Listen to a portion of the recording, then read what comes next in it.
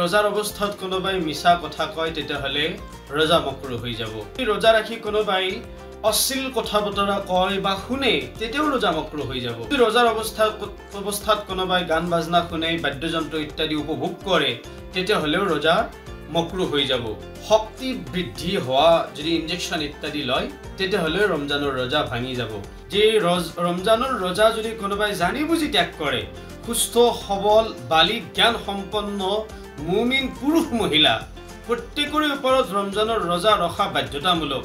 ইয়াক অকাৰণত এৰি দিয়া কবিৰা গুনাহ।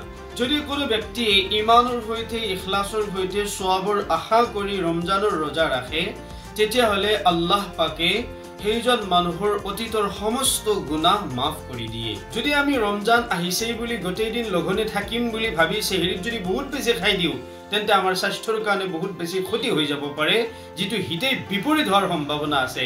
তাৰাবিৰ নামাজ হৈছে সুন্নতে মুআক্কিদা। যিবিলাক সুন্নতে মুআক্কিদা কাম আছে এইবিলাক অকাৰণতে কোনো এৰিব নোৱাৰে।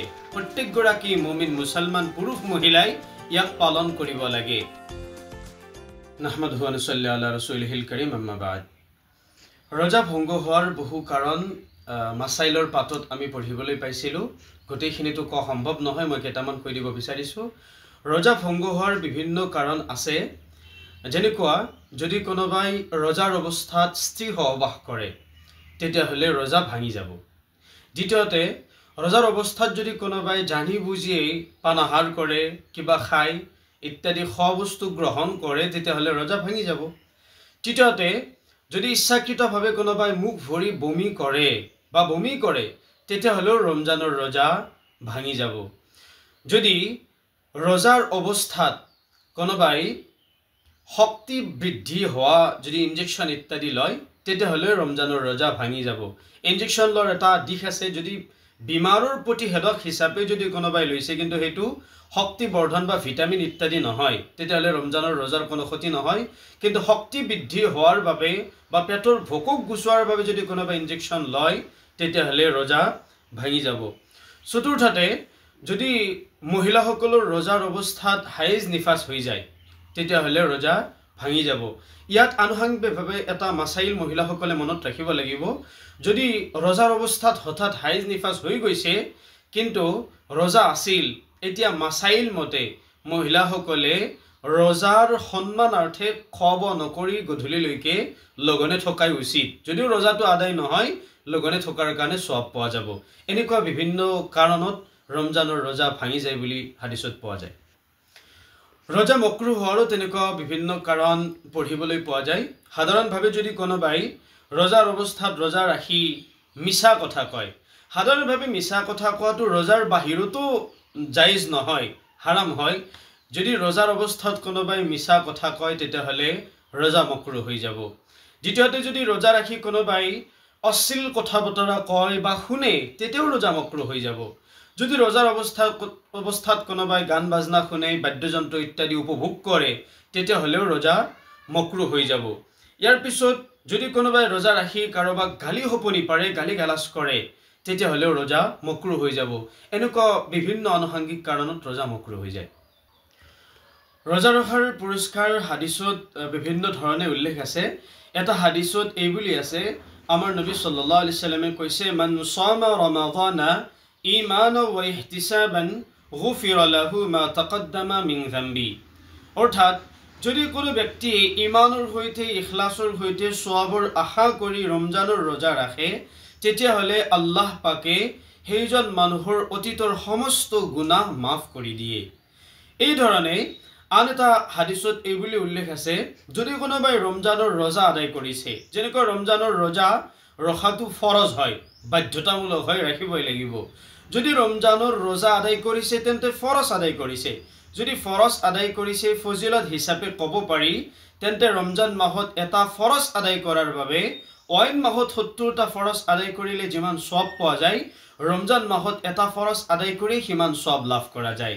এই বুলি বিভিন্ন ধৰণত এই ফজিলতৰ হাদিসবিলাক পঢ়িবলৈ পোৱা যায়। আনুষংগিকভাৱে এনেকুৱা আৰু বিভিন্ন ধৰণৰ ফজাইল আছে।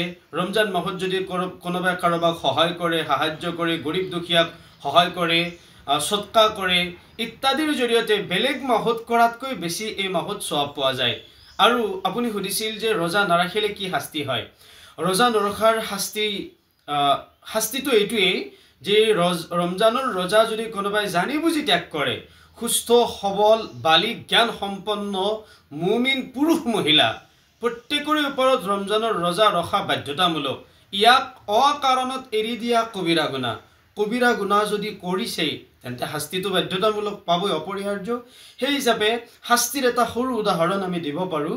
এটা হাদিছত এই বুলি উল্লেখ আছে, এদিনাখন আমাৰ নবী সাল্লাল্লাহু আলাইহি সাল্লামে টোপনিৰ পৰা উঠি ৰাতিপুৱাৰ সময়ত সাহাবাসকলক কৈছিল যে মই আজি ৰাতি দেখিলোঁ সপোনত মোক দুগৰাকী ফিৰিস্তাই লৈ গৈছে কৰবালৈ। আমাৰ নবীৰ সপোন আৰু বাস্তৱ একে আছিল, সপোন দিঠক দুটাই একে আছিল, দুটাই সত্য আছিল। এইটো মুমিনসকলৰ বিশ্বাস। আমাৰ নবীক ফিৰিস্তা দুগৰাকী লৈ গ'ল আৰু এখন পাহাৰত উঠিবলৈ ক'লে। আমাৰ নবী সাল্লাল্লাহু আলাইহি সাল্লামে পাহাৰত উঠিল আৰু পাহাৰত উঠি থাকোঁতেই বিকট এটা চিঞৰ শুনিছে, শব্দ শুনা পাইছে, যিটো বৰ ভয় লগা চিঞৰ আছিল। তো চিঞৰ বাখৰ শুনাৰ পিছত আমাৰ নবীৰ লগত থকা ফিৰিস্তাক সুধিলে কিহৰ চিঞৰ বাখৰ। ফিৰিস্তা দুগৰাকীয়ে ক'লে আকৌ আগলৈ বলক। আমাৰ নবী আগলৈ গ'ল, ওপৰলৈ গৈ দেখিলে যে কিছুমান মানুহক ভৰিত কিবাৰে বান্ধি ওলমাই থোৱা হৈছে আৰু তেওঁলোকক ভৰি ওপৰমুৱাকৈ মূৰ তলমুৱাকৈ আছে। তেনে অৱস্থাত তেওঁলোকৰ গালবিলাক কাটি থকা হৈছে, ওঠ ছিন্ন ভিন্ন কৰা হৈ আছে। তেওঁলোকৰে চিঞৰ বাখৰ আছিল, যিটো অলপ আগতে আমাৰ নবীয়ে শুনা পাইছিল। তেতিয়া আমাৰ নবী মুহাম্মদুৰ ৰাসূলুল্লাহ সাল্লাল্লাহু আলাইহি সাল্লামে ওচৰত থকা ফিৰিস্তা দুজনক সুধিলে এইসকল কোন লোক, কি পাপৰ কাৰণে শাস্তি হৈছে।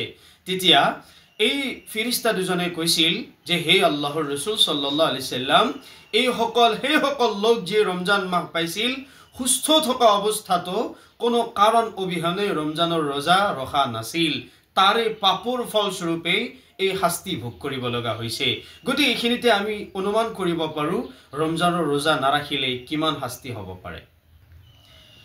ইফতাৰ চেহৰি সাধাৰণতে মিতব্যয়িতাক আমি অৱলম্বন কৰিব লাগে। এতিয়া সাধাৰণভাৱে যদি আমি চাবলৈ যাওঁ, ৰমজান মাহ আহি পালেই মুমিন মুছলমানসকলৰ মাজত কেতিয়া কি খোৱা হ'ব, ইফতাৰত কি যোগাৰ থাকিব, চেহৰিত কি থাকিব, আগ্ৰাতি কি খাব, মাছ মাংস ইত্যাদিৰ সেই আয়োজন বেছিকৈ কৰা পৰিলক্ষিত হয়। গাখীৰ ইত্যাদিৰ ব্যৱস্থা বিভিন্ন ধৰণে কৰা দেখিবলৈ পোৱা যায়। মই কোৱা নাই যে এইটো নালাগে, ৰুচিসন্মতভাৱে যাৰ যিমানখিনি ৰুচি খাদ্যাভ্যাস সেইখিনি মতেই তেনেকুৱাকৈ চলাই যাওক বা তেনেকুৱাকৈ খাদ্য গ্ৰহণ কৰক, তাত কোনো আপত্তি নাই। কিন্তু আমাৰ নবী সাল্লাল্লাহু আলাইহি সাল্লামে চেহৰিতেই হওক ইফতাৰিতেই হওক বেছিভাগ সময়তে খুব কম আহাৰ গ্ৰহণ কৰিছিল, কাৰণ কমকৈ আহাৰ গ্ৰহণ কৰাটোৱে নিজৰ দেহৰ কাৰণে লাভদায়ক। যদি আমি ৰমজান আহিছেই বুলি গোটেই দিন লঘোণে থাকিম বুলি ভাবি চেহৰিত যদি বহুত বেছি খাই দিওঁ তেন্তে আমাৰ স্বাস্থ্যৰ কাৰণে বহুত বেছি ক্ষতি হৈ যাব পাৰে, যিটো হিতে বিপৰীত হোৱাৰ সম্ভাৱনা আছে। এইটোক আমাৰ নবী সাল্লাল্লাহু আলাইহি সাল্লামে কেতিয়াও আশা কৰা নাই আৰু তাৰ বাবে এই বহু বেছি খোৰাক ইত্যাদি লোৱাৰ পৰা, খাদ্য ইত্যাদি গ্ৰহণ কৰাৰ পৰা আমাক পৰহেজ কৰিবলৈ কৈছে, পৰিহাৰ কৰিবলৈ কৈছে। আমাৰ নবী সাল্লাল্লাহু আলাইহি সাল্লামৰ যদি খাদ্যৰ ৰুটিনখনৰ পিনে চাবলৈ যোৱা হয়, বিশেষভাৱে ৰমজান মাহৰ যিখন খাদ্যৰ ৰুটিন আছিল, খাদ্যৰ তালিকাত বিশেষভাৱে চেহৰিটো আৰু ইফতাৰিটো ঠাণ্ডা পানী আৰু খেজুৰক প্ৰাধান্য দিয়া দেখিবলৈ পোৱা গৈছিল। মুমিন মুছলমানসকলেও সুন্নত পালনাৰ্থে ঠাণ্ডা পানী আৰু খেজুৰ ব্যৱহাৰ কৰক আৰু ইয়াৰ উপৰিও যাৰ যিমানখিনি ৰুচি আছে সিমানখিনি ৰুচি হিচাপে খাদ্য গ্ৰহণ কৰক, কিন্তু নিজৰ যাতে ক্ষতি হৈ নাযায়, নিজৰ ৰোজাৰ মৰ্যাদা যাতে নষ্ট হৈ নাযায় তাৰ প্ৰতি লক্ষ্য ৰাখি চেহৰি ইফতাৰ উপভোগ কৰক বা আদায় কৰক। তাৰাৱীৰ ফজিলত আৰু তাৰাৱীৰ নামাজ কিয় পঢ়িব লাগে? আচলতে তাৰাৱীৰ নামাজ এইকাৰণে পঢ়িব লাগে কাৰণ তাৰাৱীৰ নামাজ হৈছে সুন্নতে মুআক্কিদা। যিবিলাক সুন্নতে মুআক্কিদা কাম আছে এইবিলাক অকাৰণতে কোনো এৰিব নোৱাৰে। প্ৰত্যেকগৰাকী মুমিন মুছলমান পুৰুষ মহিলাই ইয়াক পালন কৰিব লাগে। তাৰাৱীৰ নামাজ সুন্নতে মুআক্কিদা। আৰু দ্বিতীয়তে হৈছে তাৰাৱীহ নামাজৰ বহুত ফজিলত আছে। এটা হাদিছত এই বুলি আছে, আমাৰ নবী মুহাম্মদুৰ ৰাসূলুল্লাহ সাল্লাল্লাহু আলাইহি সাল্লামে কৈছে, মান কামা ৰমাদানা ঈমানা ওয়া ইহতিসাবা গুফিৰা লাহু মা তাকদ্দামা মিন যামবি।